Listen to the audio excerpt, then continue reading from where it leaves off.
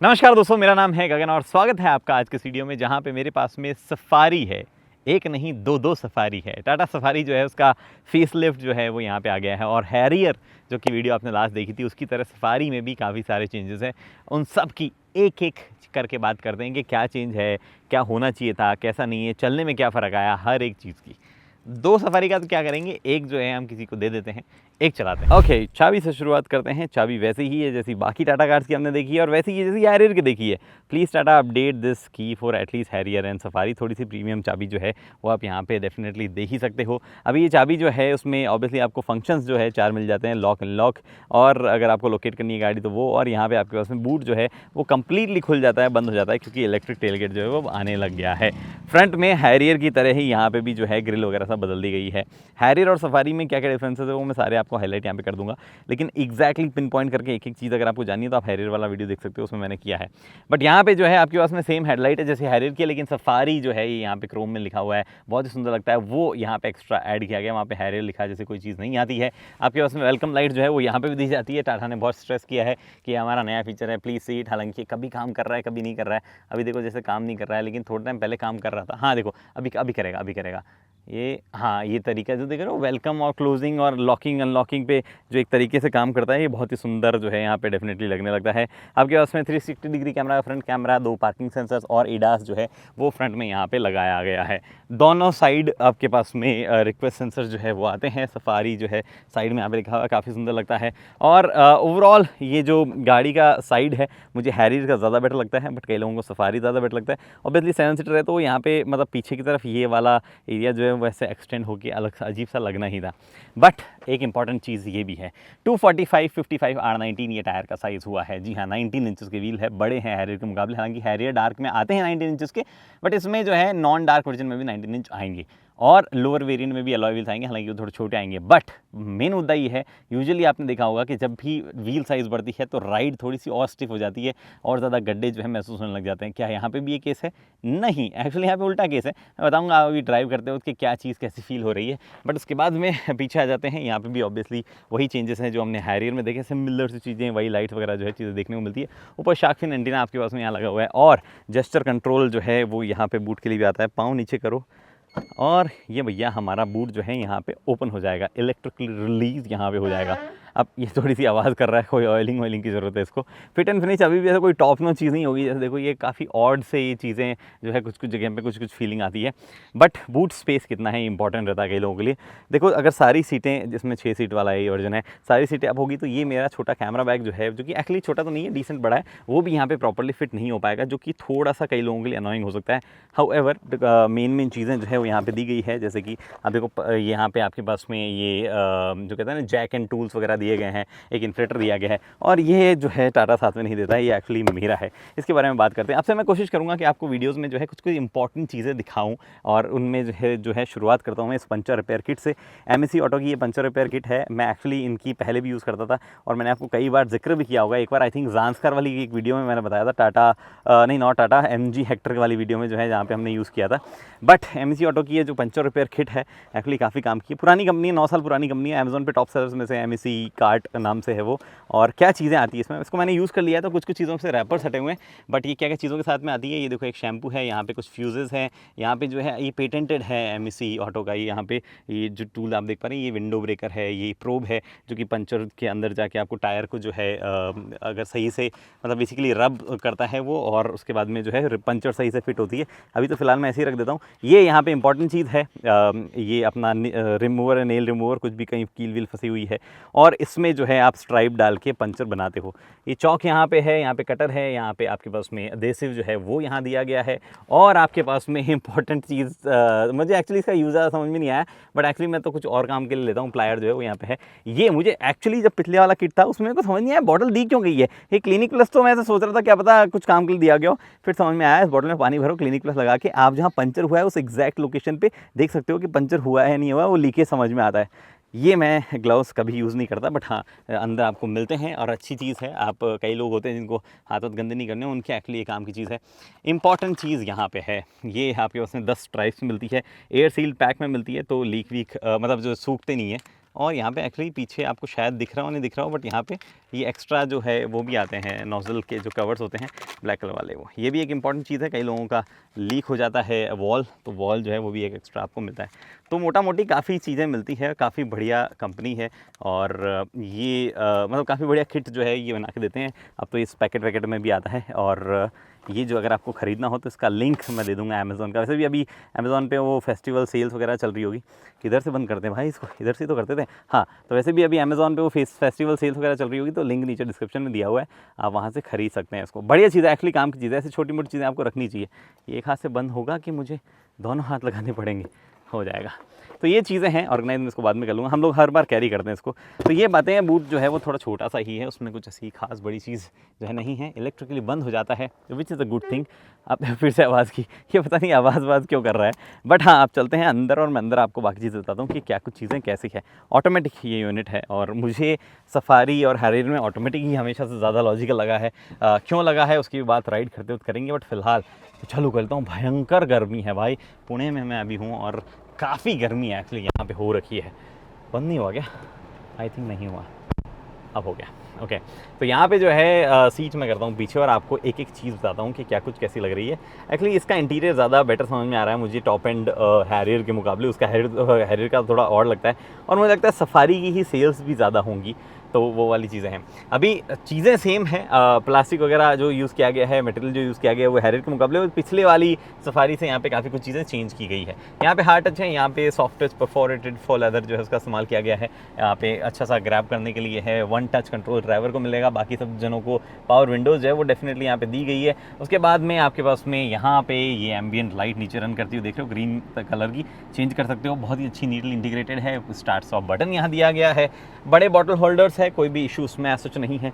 नीचे जो है स्पेस काफ़ी है, उसमें कोई भी ऐसा इशू नहीं है। मैनुअल नहीं है, तो आपको मतलब इस वाले लेग पे बहुत ज़्यादा प्रॉब्लम नहीं होती है, क्योंकि अदरवाइज़ ये काफ़ी टच होता है। जो मैंने आपको हैरियर वाले में बताया था, बहुत ही प्रॉब्लमेटिक चीज़ है ये, दोनों की दोनों काफ़ी टच होती है। टाटा को इसका ध्यान रखना चाहिए था, मतलब ये घुटने पे टच होती है चलते वक्त। अभी तो मैंने सीट पीछे कर रखी इसलिए नहीं हो रहा। यहाँ पे अरे फिर से दरवाज़ा खुला रह गया भाई, बंद हो जा। यहाँ पे जो है नया स्टीयरिंग व्हील, प्रॉब्लम बस एक ही है कि ये बटन दबता रहता है जब भी आप करते हो।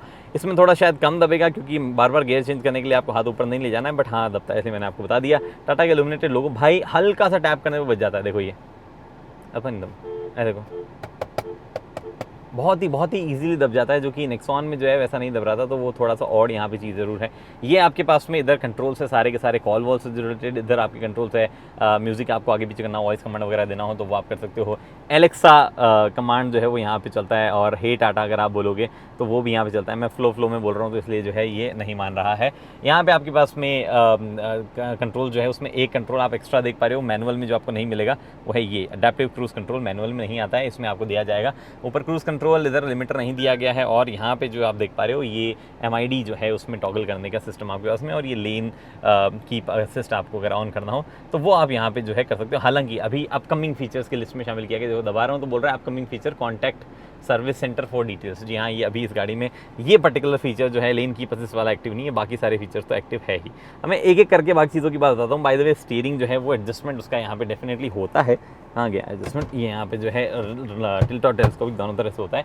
बट ये चीज़ें तो मैंने आपको बता दी है। एक बार ब्रीफ आपको जो है MID के बारे में बताता हूँ, क्या चीज़ें कैसी MID के बारे में लग रही है। वही 2 डायल सिस्टम, जो उसको आप 1 डायल अलग अलग व्यू में कर सकते हो, डिजिटल क्लीन व्यू में भी कर सकते हो। मल्टीपल इन्फॉर्मेशन दिखाता है, tyre pressure monitoring system, DEF level, service reminder, G force meter, power in torque figures. उसके बाद में आपके पास में नेविगेशन, एंड्रॉइड ऑटो का यहाँ मिरर हो जाता है, मीडिया नोटिफिकेशन, ये कुछ सेटिंग्स है आपके पास में। यहाँ पे ट्रिप A B अगर इंस्टेंटेनियस फ्यूल इकोनॉमी देखनी है वो आप देख सकते हो यहाँ बीच में।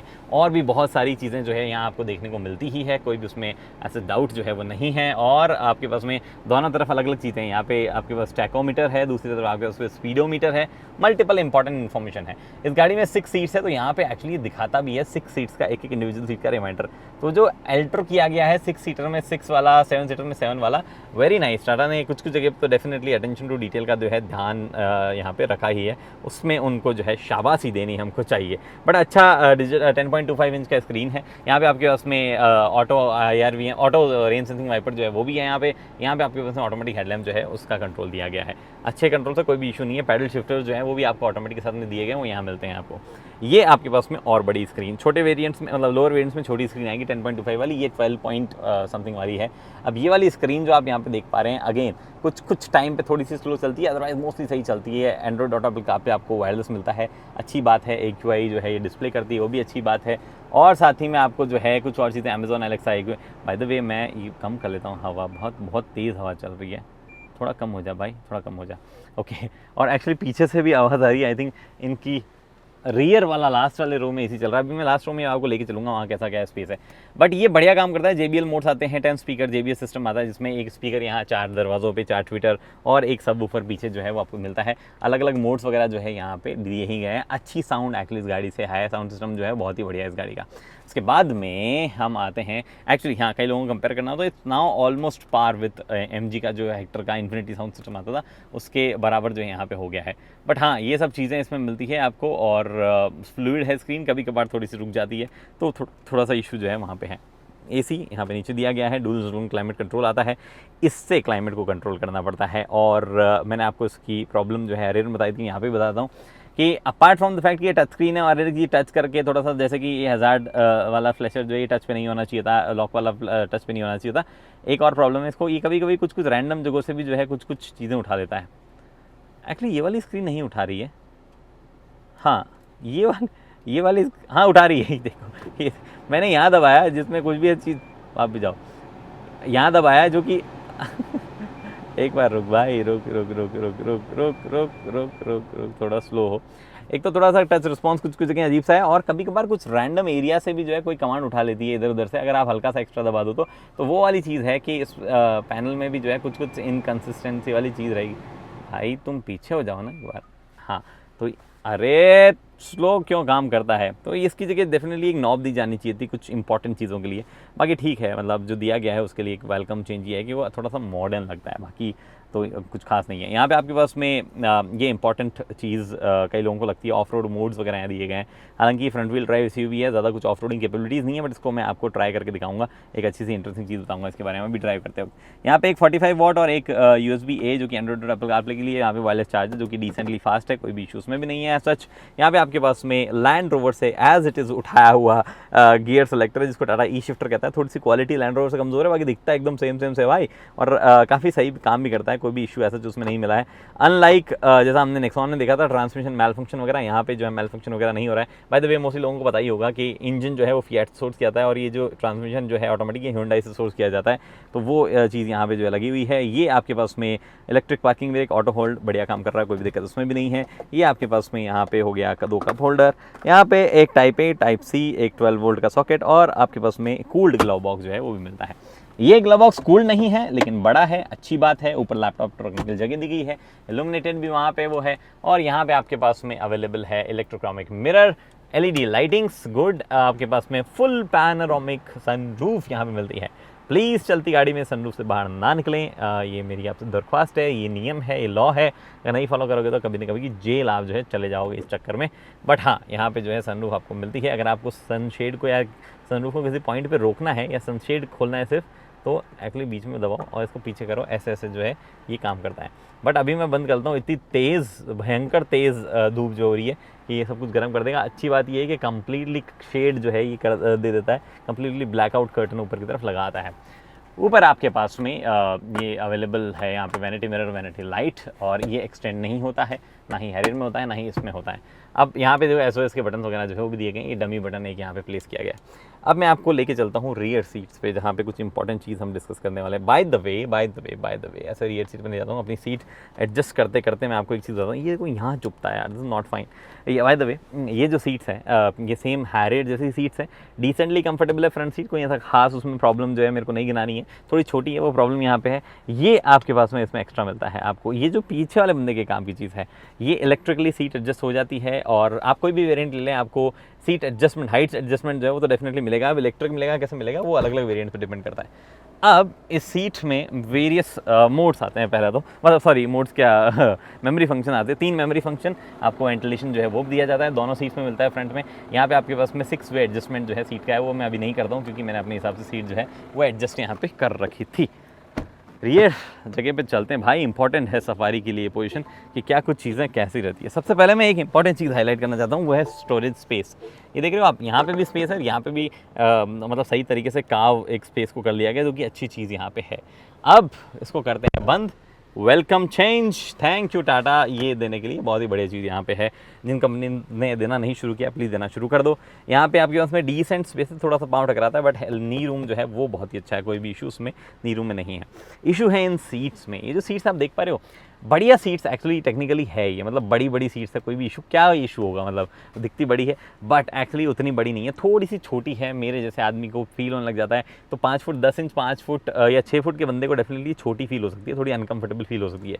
लेकिन इनमें आपको जो है मिलता है क्या, वेंटिलेशन। जी हाँ, हालांकि ये आर्मरेस्ट भी जो कोई खास काम करनी है, पतला सा लगता है, बट स्टिल जो रेगुलर बेंच टाइप सीट होती है लंबी, उससे तो थोड़ी कंफर्टेबल ज़्यादा होगी ही। And this also adds comfort. ये जिस तरीके का एडजस्टेबल हेडरेस्ट यहाँ पे दिया गया है वो कंफर्ट में डेफिनेटली चीज़ें ऐड करता है। आपके पास में कोई भी डेडिकेटेड क्लाइमेट कंट्रोल नहीं है। टाटा को मेरी एक सजेशन है कि instead of giving these two जो दिए गए हैं, मतलब dual zone climate control, rear वालों को एक सेपरेट क्लाइमेट कंट्रोल दिया जा सकता था, राइट, बट यहाँ पे नहीं दिया गया। बट हाँ, ये आपके पास में इधर जो है एसी वेंट दिया गया है, बीच में कोई एसी वेंट नहीं है। यहाँ पे आपके पास में ए और सी 2 USB जो है वो मिलती है, और कुछ ऐसा नहीं है। अब मैं इस सीट को करता हूँ अपने हिसाब से एडजस्ट, आगे इस तरीके से एडजस्ट होती है, ठीक है।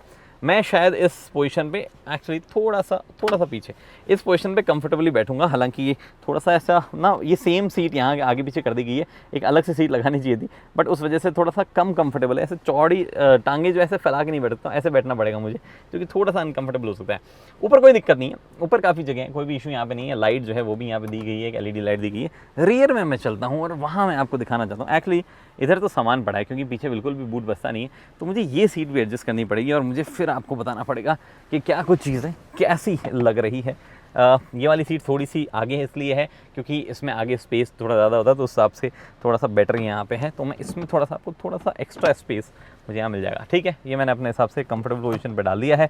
अब चलते हैं हम पीछे, लेट्स वॉक। थोड़ा सा मुश्किल पीछे हो सकता है, डिस्पाइट द फैक्ट कि ये 6 सीटर वर्जन है।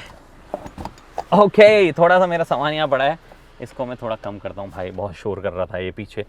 अब मैं इसको डेडिकेटेड आपको जो है एयर वेंट दिया गया है, which is nice. I think dedicated evaporator coil भी दी गई होगी।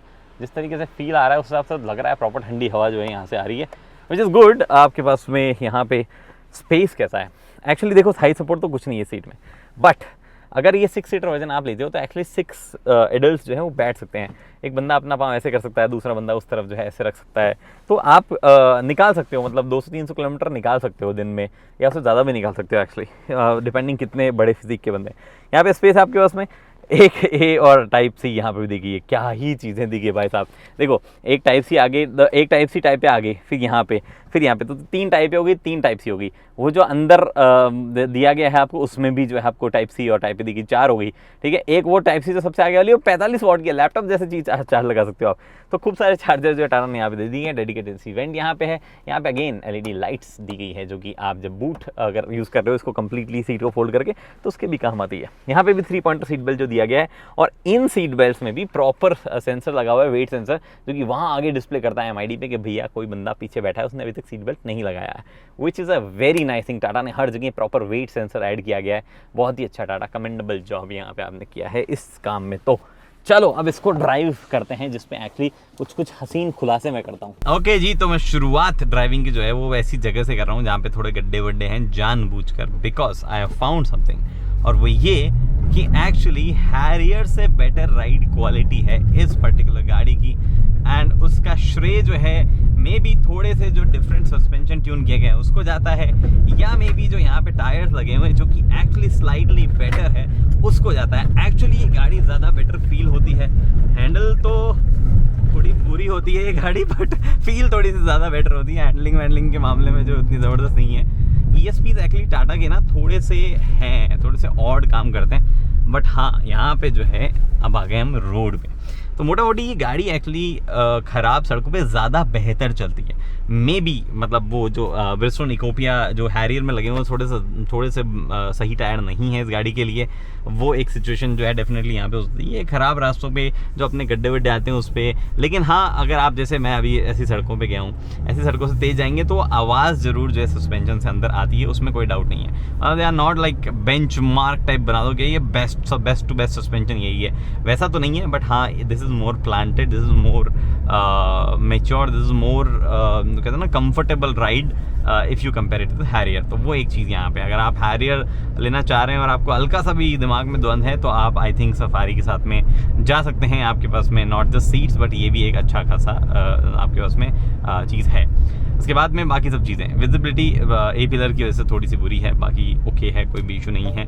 अगर लास्ट रो हेडरेस्ट लगे हुए हैं तो आपको थोड़ा सा इधर से देखने में प्रॉब्लम हो सकता है।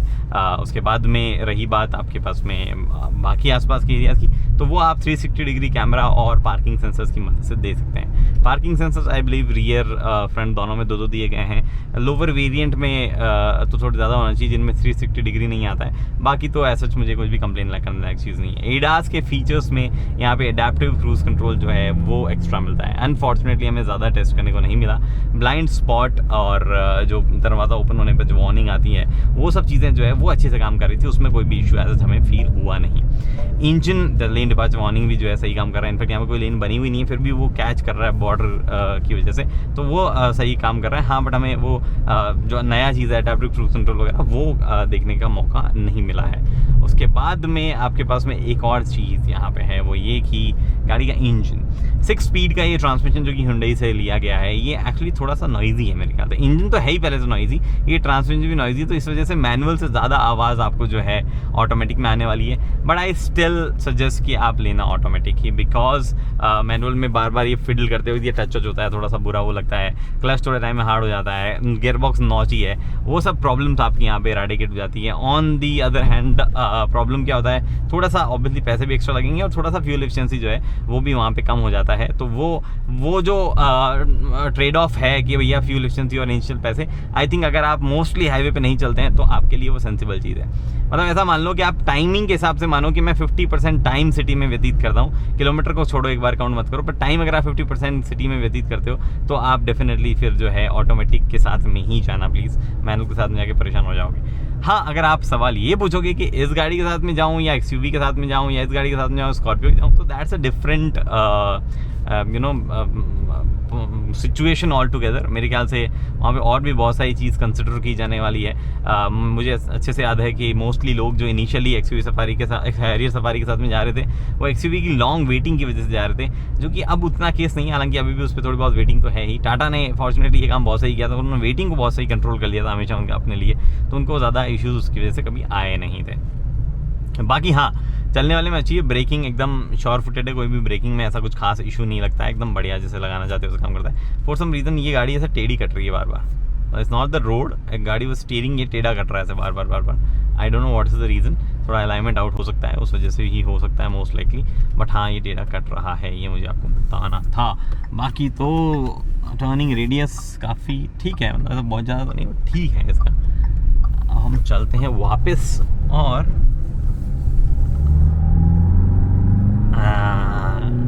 आवाज़ करता है भाई, सही खींचता है, बट ये मतलब it's not a bad combination, अच्छा कॉम्बिनेशन है। आई थिंक एक सेगमेंट में वैसे भी डीजल अगर लेते हैं लोग तो मोस्टली ऑटोमेटिक को प्रेफर करते हैं, और वो चीज़ यहाँ पे मिल ही गई है, तो कोई दिक्कत ऐसा नहीं है। और तो क्या था भैया जो मुझे यहाँ पे आपको बताना था, कुछ था क्या ऐसा जो मुझे बताना था? ये आपको इसके बारे में बताऊँ, रफ रोड मोड्स वगैरह के बारे में एक चीज़ मैं बताता हूँ। तो जी भैया, एक अच्छी सिचुएशन में मैंने गाड़ी को टंगाया है, लटकाया है, जहाँ पे मैं आपको इनके बारे में बताऊंगा। बेसिकली ये रफ रोड मोड्स जो है क्या काम आते हैं। नॉर्मल है, हमारे पास में वेट है, और हमारे पास में यहाँ पे रफ रोड मोड है।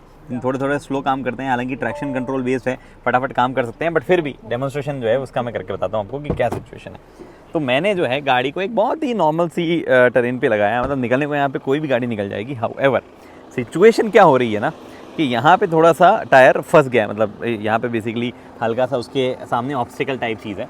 और पीछे की तरफ भी अगर आप देखोगे तो मैं आपको दिखाता हूँ, देखो यहाँ पे भी हल्की सी ऑब्स्टिकल टाइप वाली सिचुएशन में आ गई है, तो ना पीछे जा सकती है ना आगे जा सकती है गाड़ी।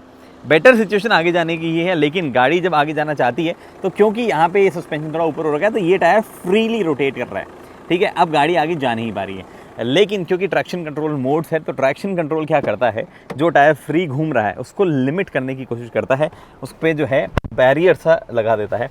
ये बोल रहा है auto park activated, ensure the hand brake. अरे हाँ ठीक है भाई, ये लो मैं सीट बेल्ट पहन लेता हूँ, आप अपना ज्ञान बाद में दीजिएगा। अब देखो आप, जब मैं एक्सेलरेट करूँगा, ये मैंने डी में डाला, ठीक है। अब टेक्निकल तो वैसे ही गाड़ी चलने लग जानी चाहिए, बट यहाँ पे देखो नहीं चल रही है, और मैं एक्सेलरेट करूँगा तो ये देखो, दिख रहा है आपको, आई एम श्योर दिख रहा होगा। अब मैं क्या करूँगा, इसको डाला मैंने वेट मोड पे या रफ रोड किसी पे भी डाल दो, रफ पे ज़्यादा बेटर है। ट्रैक्शन कंट्रोल किक इन होगा, मतलब आपको यहाँ लाइट भी दिखेगी और इस वाले पे ब्रेक लगेगा और जो है अपना व्हील जो है, मतलब टायर गाड़ी जो है आगे निकल जाएगी। ये देखो, अब कोशिश कर रही है आगे जाने की, मतलब स्पिन अभी भी हो रहा है, बट देखना ये ट्रैक्शन कंट्रोल लाइट जलेगी यहाँ पे और गाड़ी आगे जाएगी, ठीक है। ये देखो ये चीज़ है। अब ऑब्वियसली मैं अगर नहीं होता ट्रैक्शन कंट्रोल मोड और फिर भी अगर ज़बरदस्ती मोमेंटम बना की कोशिश करता तो मैं नॉर्मल मोड पे भी निकाल सकता था, बट जो अगर किसी को ज़्यादा टेक्निकलिटीज़ पता नहीं हो उनके लिए ये मोड काम के हैं। हालांकि ये किसी भी तरीके से प्रॉपर 4x4 या रियर व्हील ड्राइव भी अच्छे आर्टिकुलेशन वाली जो गाड़ी होती है MLD वाली, उसकी जितनी कैपेबिलिटी तो डेफिनेटली नहीं आ सकती है ऐसे मोड से। ओके जी, तो ये सब कुछ है सफारी के बारे में या सफारी फेसलिफ्ट के बारे में। अभी देखो 2 सफारी फिर से आ गई है, क्योंकि क्या है ना कि कभी कभार यूनिट इशू आ जाता है गाड़ियों में। मैं कोई बोल दूं कि देखो इसमें कमी है तो बोलेंगे कमेंट में लोग, अरे ये तेरी यूनिट में ही प्रॉब्लम होगा या तुझे ही क्यों दिखता है। तो मैं कहा 2 ले लेते हैं, चेक कर लेते हैं। जैसे कि इस सफारी में यूनिट इशू आ गया है कि उसका टेल गेट जेस्चर कंट्रोल वाला सिस्टम जो है कभी काम नहीं करता है और स्पीकर भी बड़ा अजीब सा आवाज़ कर रहा है। बट एनीवे फ़िलहाल बात ये है कि मोटा मोटी चीज़ें मैंने आपको बता दी है और आई थिंक सफारी थोड़ी सी बेटर, थोड़ी सी ज़्यादा सेंसिबल प्रोडक्ट है हैरियर के मुकाबले, not just because of the extra 2 seats, बल्कि 6 लोग इसमें ज़्यादा कंफर्टेबली बैठ सकते हैं और साथ ही में आपको जो है राइड क्वालिटी 6 लोग नहीं बैठे हैं तो भी इसमें थोड़ी सी बेटर मिल रही है। और वो एक आध जो एक्स्ट्रा फीचर है वो भी इसी में है, ना कि हैरियर में। तो जैसे कि लोग दिमाग लगाते ही हैं ऑलरेडी सफारी रोड से ज़्यादा दिखती है, तो आई थिंक अभी भी जो है सफारी ज़्यादा बिकती रहेगी। और सफारी का नाम जो है, नाम तो बढ़िया है, बट टाटा को यार थोड़ी इज्जत रखनी चाहिए ना उसकी, 4x4 और कुछ लाना वाना चाहिए, बट नहीं आएगा अनफॉर्चुनेटली। बाकी हाँ, आप जो है वो टायर पंचर रिपेयर किट जो है वो डेफिनेटली खरीद लेना, उसका लिंक डिस्क्रिप्शन में दिया हुआ है। फिलहाल इस वीडियो में इतना ही, उम्मीद करता हूँ वीडियो पसंद है, लाइक शेयर सब्सक्राइब आप कर सकते हैं। अगले तो हेलमेट पहनिए, सीट बेल्ट पहनिए, सुरक्षित चलिए। धन्यवाद।